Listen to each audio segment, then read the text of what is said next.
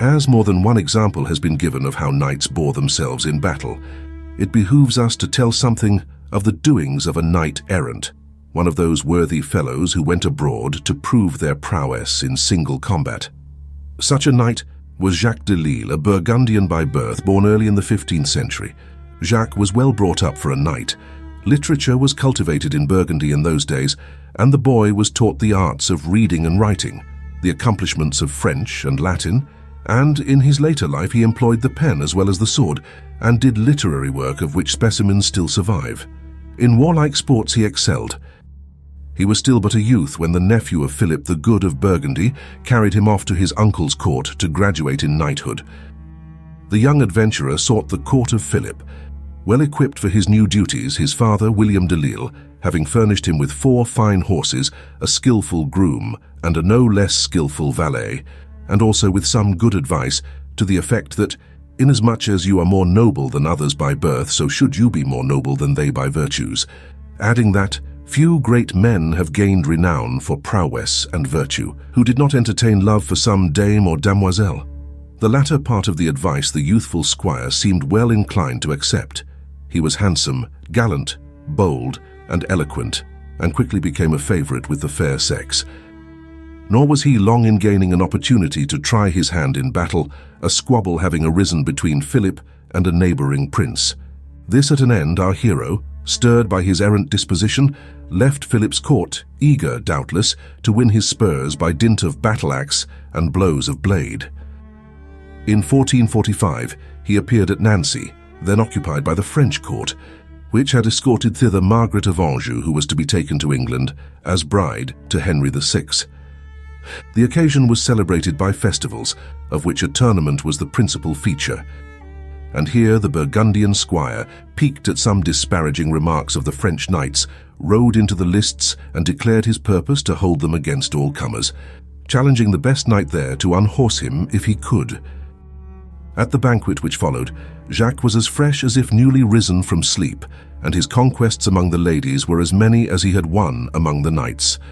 That night he went to his couch, the owner of a valuable diamond given him by the Duchess of Orleans, and of a ring set with a precious ruby, the gift of the Duchess of Calabria. Verily, the Squire of Burgundy had made his mark. The end of the year found our bold squire in Antwerp. Here, in the Cathedral of Notre Dame, he met an arrogant Sicilian knight named Bonasio, whose insolent bearing annoyed him. The Sicilian wore on his left leg a golden fetter ring fastened by a chain of gold to a circlet above his knee, while his shield bore the defiant motto, "Who has fair lady, let him look to her well." Jack looked at the swaggering fellow, liked his bearing but little, and touched his shield by way of challenge, saying, "Thine is an impertinent device, and thou art but a sorry squire." "Though with assurance enough for a tried knight," answered the Sicilian. "That is to prove," said Jacques defiantly, "if my master, Duke Philip, will give me leave to fight, thou durst not deny me, being, as we are, on his grace's territory." Bonasio accepted the challenge, and as the Duke gave consent, a battle between squire and knight was arranged, Ghent being the chosen place of combat. 2 days it lasted, the first day's fight being a sort of horseback prelude to the main combat. In this, the squire bore himself so well against his experienced antagonist that Duke Philip judged he had fairly won his spurs, and on the next day he was formally made a knight with the accolade and its attendant ceremonies. After a preliminary bout with spears, the combatants seized their battle-axes and hewed at each other with the vigor of 2 woodmen felling a mighty oak. The edges of the axes being spoiled, the knights drew their well-tempered swords and renewed the combat with the lusty hood of the heroes of the Round Table. In the end, the Burgundian proved himself more than a match for the Sicilian, driving him back, hewing rents in his armor, and threatening him with speedy death. At this stage of the affray, Duke Philip, at the request of the Duke of Orleans, flung his truncheon into the lists and ended the fight, in time to save the Sicilian knight. His signal victory won Sir Jacques much fame. His antagonist was a man of mark, and the Burgundian knight gained from his prowess the appellation of the Good Knight, which he maintained throughout his career. He now determined to take up the profession of knight-errant, traveling from court to court and winning smiles and fame wherever lists were set up or men of prowess could be found. Into France rode Sir Jacques well mounted and with squire and page in his train, in search of adventures and opponents, eager for fame and profit. From his left arm, fastened by a chain of gold, hung a splendid helmet, which he offered as a prize to any knight who could overcome him in single combat. To this he added a diamond, which he agreed to present to any lady whom his victor should name. Whoever should first drop his axe in the combat was to bestow a bracelet on his opponent. To this, Jacques added a singular stipulation, significant of odd doings in those days, that neither knight should be fastened to his saddle.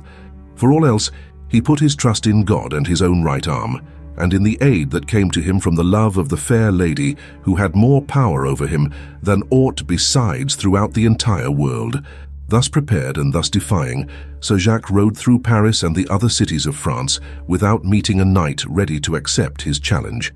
This was due to the king, however, rather than to his knights. Charles VII had forbidden any of his chevaliers to fight the bold Burgundian, the fame of whose strength and prowess was already widespread. Through southern France, then in the hands of the English, with the same fortune many were ready to meet him at the board, none in the field. Into Spain he passed on, still without an adversary, and sore in temper despite his pride and his reputation. At last, in the realm of the Dons, he found a knight ready to break lances with him in the field. Out of pure duty to his much-loved lady, as he affirmed, this was Don Diego de Guzman, Grand Master of Calatrava, whom he met on the borders of Castile, and who at once accepted his challenge.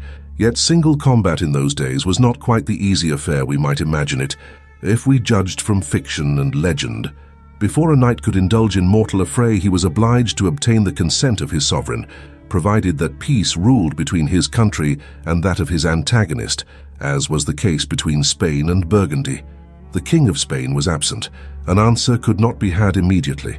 While awaiting it, Sir Jacques rode into Portugal, followed by a splendid retinue, and offered an open challenge to the knights of that kingdom to take the field against him.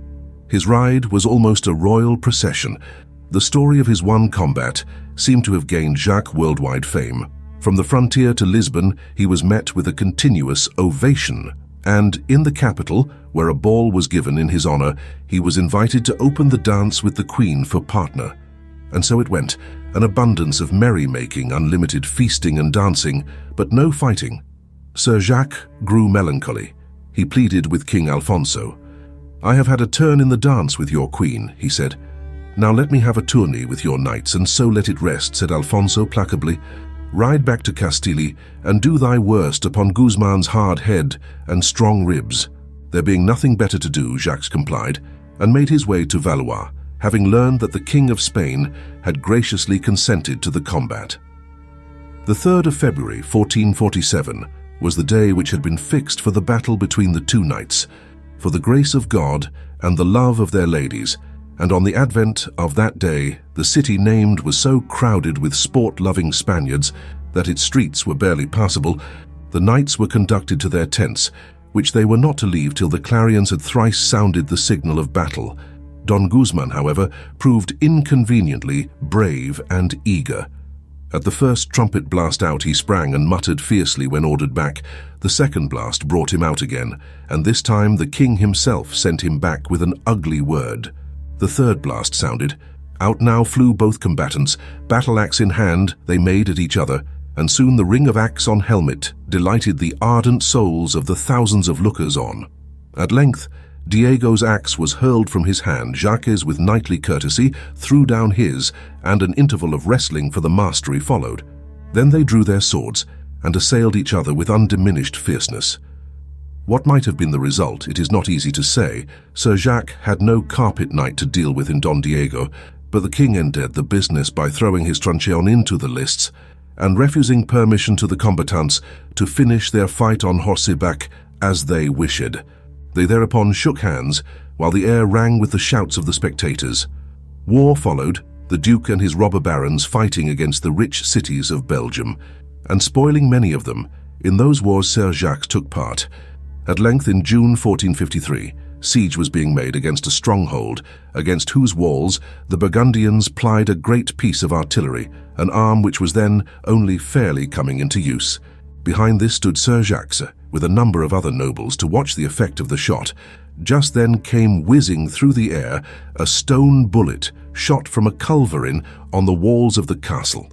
This stone struck Sir Jacques on the forehead and carried away the upper half of his head, stretching him dead on the field. He was yet a young man when death thus came to him. Only 8 years before he had made his first appearance in the lists at Nancy, Philip the Good was infuriated when he heard of the loss of his favourite knight. He vowed that when the chateau was taken, every soul in it should be hung from the walls. He kept his word too, with a few exceptions, these being some priests, a leprous soldier, and a couple of boys.